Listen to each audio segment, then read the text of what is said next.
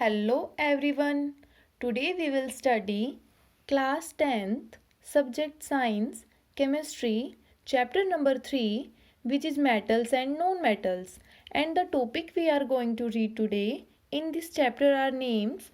First, physical property of metals and non-metals. Second, definition of metals, non-metals and metalloids. Means आज मैं ये दो topics आपको पढ़ाऊंगी। First topic के 6 पॉइंट्स मैं आपको पार्ट 1 में पढ़ा चुकी हूँ। अगर आपने मेरी फर्स्ट वीडियो नहीं देखी है तो आप उसे देख सकते हैं, उसका लिंक मैंने डिस्क्रिप्शन बॉक्स में डाल दिया है, या फिर आप इसी चैप्टर का पार्ट 1 सर्च करके उसे देख सकते हैं। तो चलिए स्टार्ट करते हैं। अब हम मेटल्स नॉन मेटल्स की फिजिकल प्रॉपर्टी का 7th पॉइंट पढ़ेंगे, जो है डक्टिलिटी। डक्टिलिटी का मीनिंग क्या होता है? Can be drawn into thin wires, कि हम किसी भी चीज़ की पतली तार बनाई जा सके, उसे बोलते हैं ductility. So metals are ductiles, means सारे मेटल्स डक्टाइल होते हैं, इनकी पतली पतली तार बनाई जा सकती है। For example gold, silver, copper, tungsten. यहाँ पे मैंने गोल्ड को उसके सिंबल से डिनोट किया है AU, silver AG, copper CU and tungsten. कहा जाता है कि गोल्ड इतना डक्टाइल होता है कि उसके 1 ग्राम गोल्ड से हम 2 किलोमीटर लॉन्ग वायर बना सकते हैं।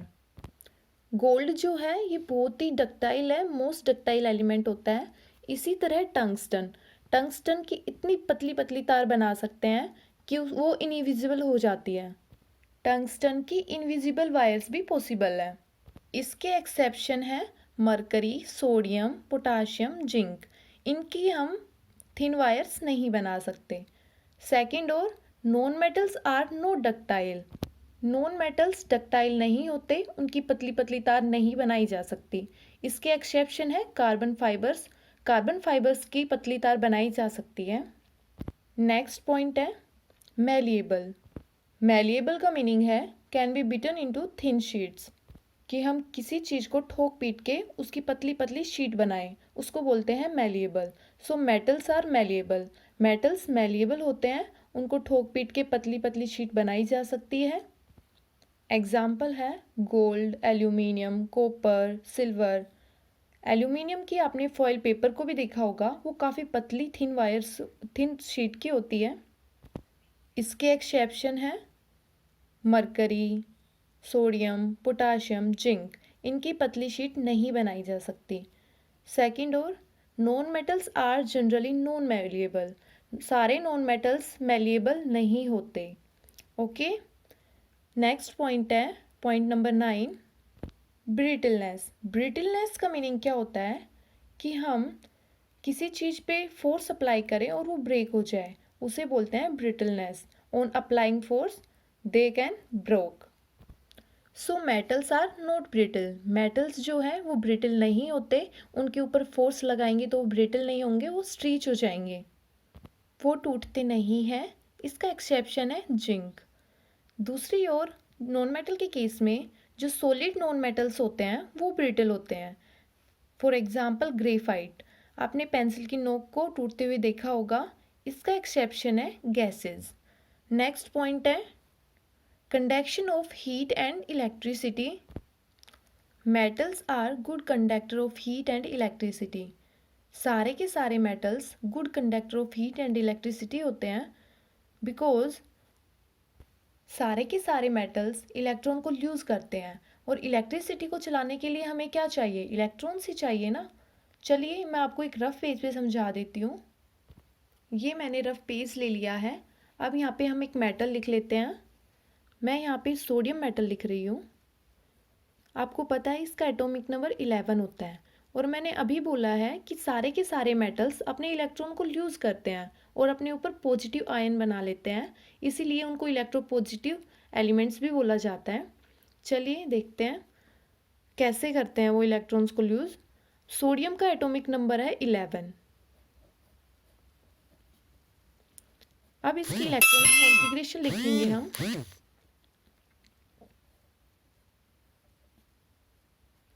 K शेल में 2, L शेल में 8 इलेक्ट्रॉन, M शेल में 1 इलेक्ट्रॉन, N शेल में कोई इलेक्ट्रॉन्स नहीं है। तो इसकी लास्ट शेल में 1 इलेक्ट्रॉन है। लेकिन सोडियम को अपने आप को स्टेबल करने के लिए अपनी डुप्लेट या फिर ऑक्टेट कंप्लीट करनी होती है। तो सोडियम के शेल ही ओनली डुप्लेट कंप्लीट करता है और सारी शेल्स अपनी ऑक्टेट कंप्लीट करते हैं। अब सोडियम एलिमेंट की जो लास्ट शेल है वो एम शेल है। अब इसको अपनी ऑक्टेट कंप्लीट करने के लिए 7 इलेक्ट्रॉन्स की और ज़रूरत है और इसके पास इतनी कैपेसिटी नहीं है कि ये 7 इलेक्ट्रॉन को गेन कर सके और अपनी ऑक्टेट को कंप्लीट कर सके। इसीलिए ये अपने एक इलेक्ट्रॉन को लूज़ कर देता है, अपनी एम शेल को खाली कर देता है और इसकी लास्ट शेल बन जाती है एल और इसकी ऑक्टेट यहाँ पे कंप्लीट हो जाती है। इसीलिए सारे के सारे मेटल्स की लास्ट शेल में 1, 2 या 3 इलेक्ट्रॉन्स होते हैं जिनके पास इतनी कैपेसिटी नहीं होती कि वो इलेक्ट्रॉन्स को गेन करके अपनी ऑक्टेट को कंप्लीट कर ले और वो सारे के सारे मेटल्स अपने इलेक्ट्रॉन्स को लूज़ कर देते हैं। अब इसकी लास्ट शेल एल शेल हो गई। अब हम इसको कैसे लिखेंगे वो देखिए। सोडियम ने एक इलेक्ट्रॉन को लूज़ किया और अपने ऊपर पॉजिटिव आयन फॉर्म कर लिया। अब सोडियम ने जो अपना इलेक्ट्रॉन लूज़ किया है वो कहीं बाहर नहीं जाता, कहीं दूर नहीं जाता, वो उसकी सरफेस के चारों ओर मंडराता रहता है, ऐसे मंडराता रहता है, वो फ्रीली हो जाता है और इसी वजह से वो इलेक्ट्रिसिटी को चलाता है। इसी तरह सारे मेटल्स इलेक्ट्रॉन को लूज़ करते हैं और वो इलेक्ट्रॉन्स जो लूज़ होते हैं उनकी फ्रीली मूवमेंट हो जाती है उनकी सरफेस के ऊपर और वो इलेक्ट्रिसिटी को कंडक्शन करते हैं। ओके, अब हम आगे चलते हैं। इसका एक्सेप्शन है टंगस्टन वायर। जो टंगस्टन की वायर होती है वो इलेक्ट्रिसिटी को नहीं चलाती। नेक्स्ट साइड, नॉन मेटल के केस में सारे नॉन मेटल्स बैड कंडक्टर होते हैं, वो इलेक्ट्रिसिटी को नहीं चलाते बिकॉज उनके पास लूज इलेक्ट्रॉन नहीं होते, वो इलेक्ट्रॉन्स को गेन करते हैं और ना ही उनके पास इलेक्ट्रॉन्स की फ्रीली मूवमेंट होती है जिस वजह से वो इलेक्ट्रिसिटी को नहीं चला सकते। इसके एक्सेप्शन है कार्बन फाइबर्स और ग्रेफाइट, ये दोनों ही इलेक्ट्रिसिटी को चलाते हैं। नेक्स्ट पॉइंट है point number 11, types of ions. Metals form positive ions. मैंने आपको 10 पॉइंट में भी बताया था कि सारे मेटल्स इलेक्ट्रॉन्स को यूज़ करते हैं और अपने ऊपर पॉजिटिव आयन फॉर्म कर लेते हैं, कैटायन बना लेते हैं। Non metals form negative ions. Non metals electron को लूज़ नहीं करते, वो इलेक्ट्रॉन्स को गेन करते हैं और इस वजह से उनके ऊपर नेगेटिव आयंस बन जाते हैं, एनायन बन जाता है या फिर कह सकते हैं नेगेटिव चार्ज आ जाता है उनके ऊपर। नेक्स्ट पॉइंट है एटोमिसिटी।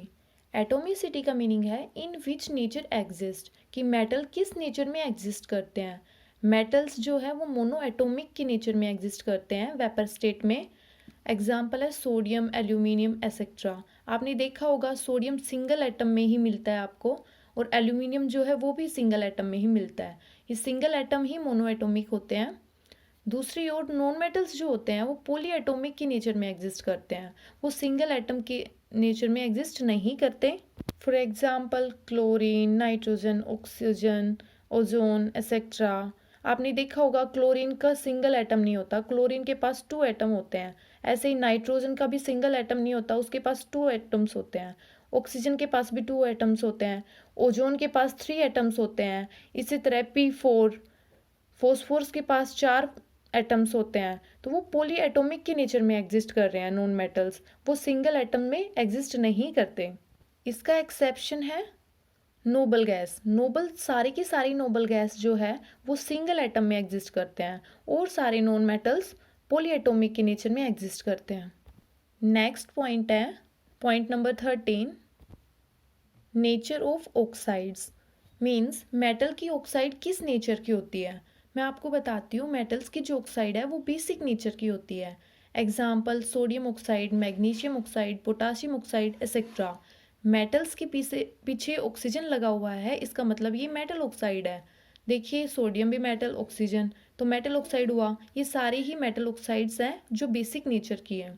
एक्सेप्शन है क्रोमियम ऑक्साइड और मैग्नीज ऑक्साइड, ये दोनों बेसिक नेचर की नहीं होती। नॉन मेटल के केस में नेचर ऑफ ऑक्साइड्स जो है एसिडिक नेचर की होती है। फॉर एग्जाम्पल ये नॉन मेटल्स की ऑक्साइड है, sulphur oxide, nitrogen oxide, carbon dioxide etcetera. इसका एक्सेप्शन है neutral oxides, H2O, CO, NO, N2O। इसको नाइट्रोजन मोनोऑक्साइड बोलते हैं, इसको कार्बन मोनोऑक्साइड बोलते हैं। और जो ये न्यूट्रल ऑक्साइड्स होती हैं उनके पास ना तो बेसिक नेचर होता और ना ही एसिडिक नेचर होता, ये न्यूट्रल होती है, इनके पास कोई नेचर नहीं होता। एक होता है एम्फोटेरिक ऑक्साइड्स। एम्फोटेरिक ऑक्साइड्स के पास बेसिक नेचर की भी होती है, वो एसिडिक नेचर की भी होती है, जैसे कि aluminium oxides, zinc oxide, lead oxide. ये तीनों ही एम्फोटेरिक ऑक्साइड्स हैं, मींस इनके पास एसिडिक भी होता है और बेसिक भी होता है।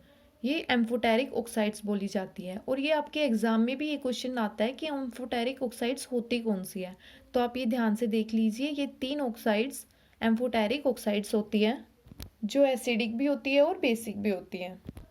नेक्स्ट पॉइंट है 14, मेटल्स आर सोनोरस। सोनोरस का मीनिंग है कि अगर हम मेटल्स को हार्ड सरफेस के साथ टकराएंगे तो वो साउंड प्रोड्यूस करेगा। Non metals are non sonorous. Non metals जो है वो सोनोरस नहीं होते, इनको हम हार्ड सरफेस के साथ टकराएंगे तो वो साउंड प्रोड्यूस नहीं करेंगे।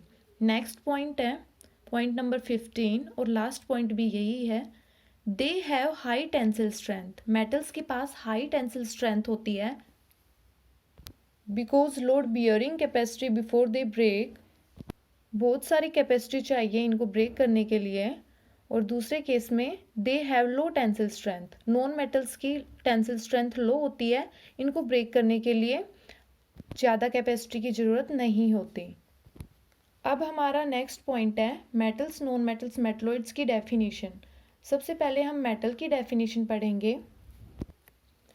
Metals are defined as those elements which possess luster when freshly cut and are malleable and ductile and good conductor of heat and electricity. They may also be defined as those elements which lose electrons and form positive ions.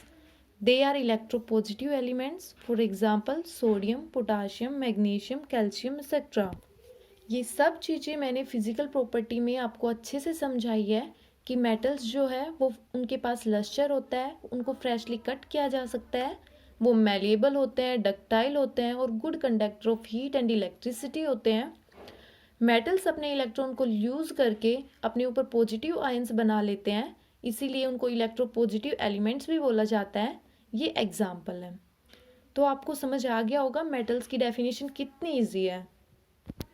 इसी तरह non metal की definition है, non metals are defined as those elements which do not possess luster and are neither good conductor of heat and electricity nor malleable and ductile but are brittle.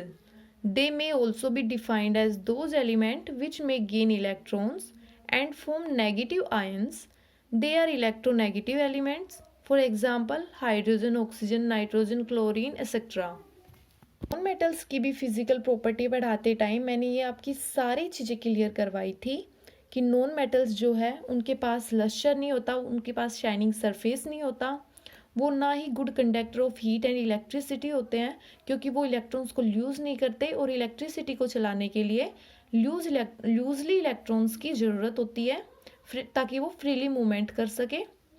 और जो non metals हैं वो ना तो malleable होते हैं और ना ही डक्टाइल होते हैं, बट वो ब्रिटल होते हैं, अगर उनके ऊपर हम फोर्स लगाएं तो वो टूट जाते हैं। They may also be defined as those elements which may gain electrons and form negative ions. ये जो इलेक्ट्रॉन्स नॉन मेटल्स होते हैं वो इलेक्ट्रॉन को यूज़ करके अपने ऊपर नेगेटिव आयन बना लेते हैं, सॉरी इलेक्ट्रॉन्स को गेन करके नेगेटिव आयन बना लेते हैं और इनको हम इलेक्ट्रोनेगेटिव एलिमेंट भी बोलते हैं। ये एग्जाम्पल है।